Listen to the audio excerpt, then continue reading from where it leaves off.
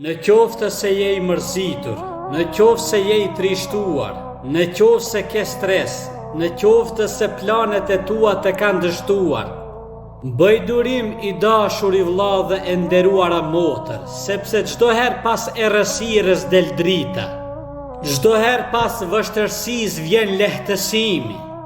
Kujtoja hadithin e pejgamberit sallallahu alaihi wasallam kur i tha shokëve të tij: "O ju shokët e mi, çfarë keni, për çfarë jeni mërzitur?" Njëri tha: "Ja Rasul Allah, o i dërguari i Allahut, jam i mërzitur sepse më ka kapluar sprova e Allahut." Tjetri tha: "Ja Rasul Allah, unë jam i mërzitur sepse nuk po mundem të gjej punë." O i dërguari i Allahut, po kam frikë prej jetës, nuk po kam sukses në jetë.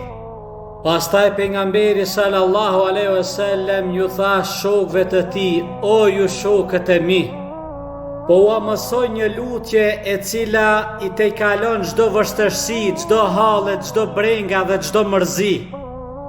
Ajo lutja është lutja e vëllaut tim Yunusit alayhis salam, i cili kur e gëlltiti balena në barkun e tij tha: La ilaha illa ente subhanaka inni kuntu minadh dhalimin.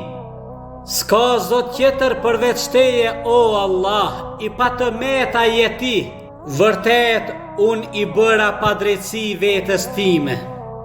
Pra të dashur vëllezër besimtar, Yunusi alayhis salam i çau 3 errësira.